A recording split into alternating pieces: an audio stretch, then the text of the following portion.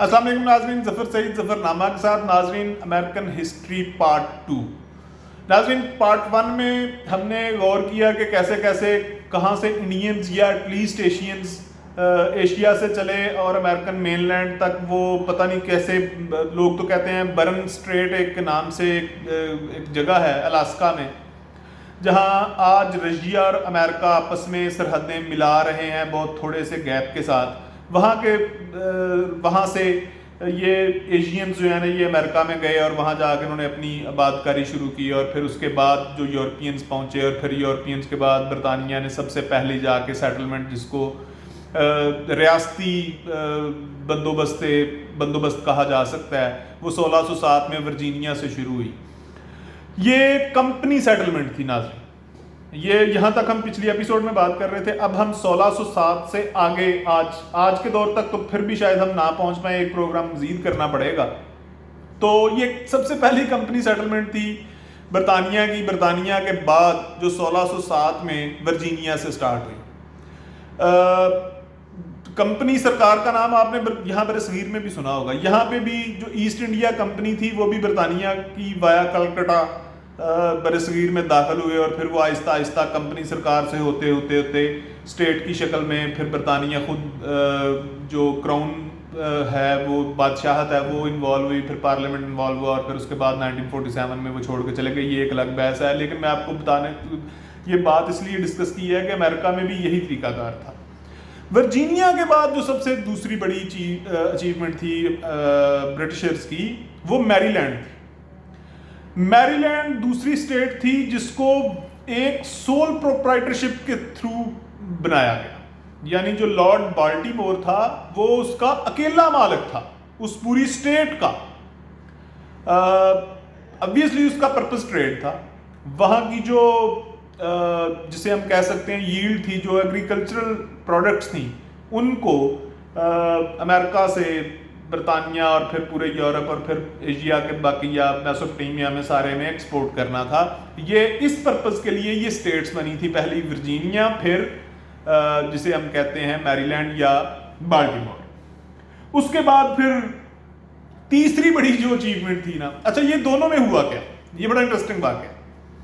Virginia اور Baltimore یہ دونوں چونکہ کمپنی سیٹلمنٹس میں تھی، کمپنی سیٹلمنٹس میں ان کے ساتھ پرابلم یہ تھا کہ وہاں پہ بڑے اسٹرکٹ قانون بنائے گئے۔ ایک تو ان کو چرچ آف انگلینڈ کے متحد کرنا ہی کرنا تھا۔ یہ بھی یاد رکھیے گا کہ چرچ آف انگلینڈ بھی بغاوت کا نتیجہ تھا، جو کہ چرچ آف جو ویٹیکن ہے روم میں، اس سے بغاوت کی تھی تو جا کے چرچ آف انگلینڈ بنا تھا۔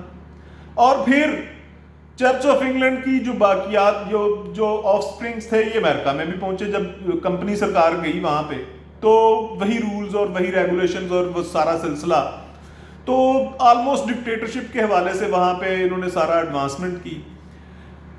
یہ ان دونوں ریاستوں سے تنگ آ کے جو سب سے بڑی اچیومنٹ ہوئی وہاں پہ فوری طور پہ ہی 1600 کے اندر ہی، یہ غالباً 1629 کی بات ہے، یعنی پہلی دیکھیں ریاست 1607 میں قائم ہو رہی ہے، دوسری 1615 سے 20 کے درمیان، اور 1629 میں ان دونوں ریاستوں میں بغاوت ہو کے ایک تیسری ریاست بن گئی پلائماؤتھ کے نام سے، جس کا سول پرپز ہی ایک تھا، فریڈم فرام ریلیجن یا freedom from church of England, یعنی فریڈم ٹو ووٹ، یعنی دی رائٹ آف ووٹ، یعنی جس کو ہم فریڈم آف سپیچ آج جس کی شکل ہے، یہ اس کی ابتدا یا بنیاد کم از کم ماڈرن ہسٹری میں پلائماؤتھ سے ملتی ہے امریکہ میں۔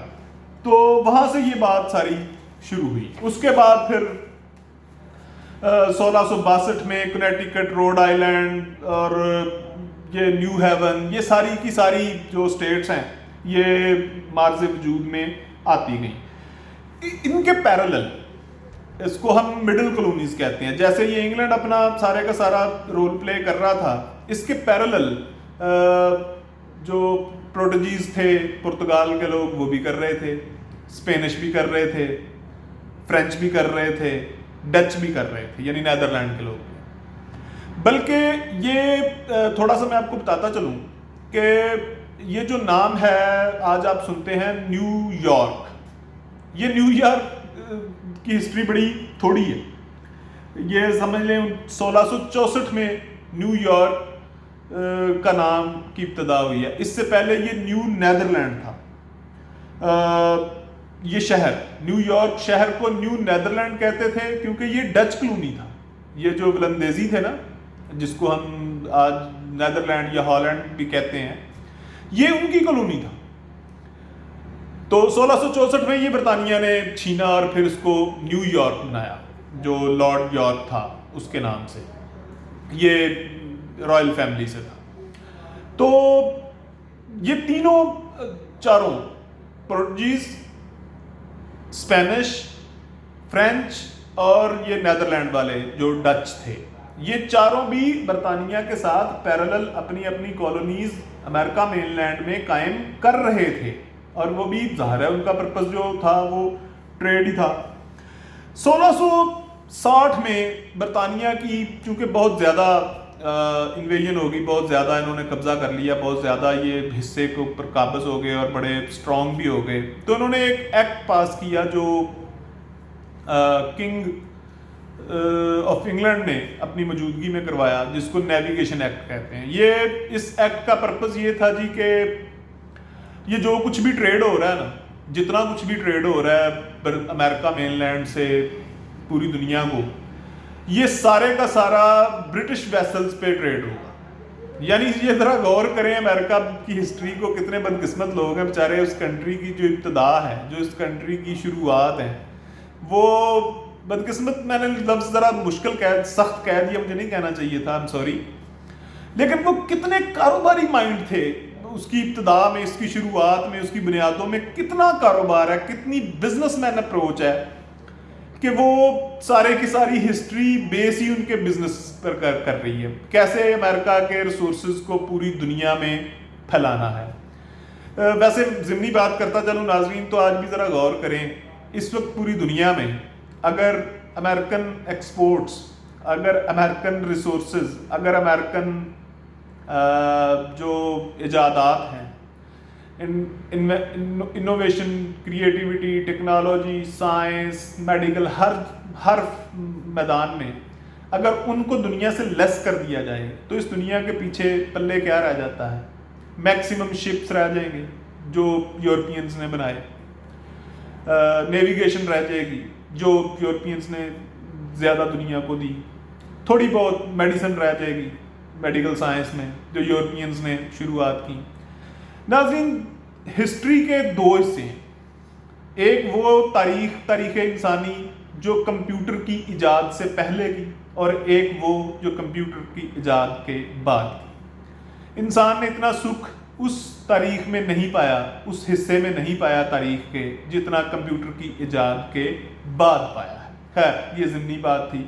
تو جب یہ سارا کا سارا ایکٹ آیا نا, نیویگیشن ایکٹ, جو رائل کورٹ آف انگلینڈ سے جاری ہوا, اس کے نتیجے میں پھر وہاں پہ پرابلم آنا شروع ہو گیا.